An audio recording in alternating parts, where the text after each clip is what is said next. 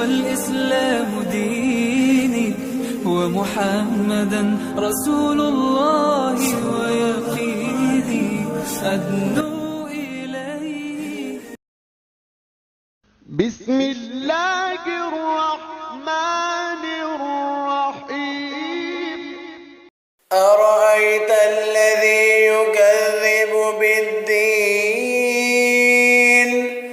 فذلك الذي يدع اليتيم ولا يحض على طعام المسكين فويل للمصلين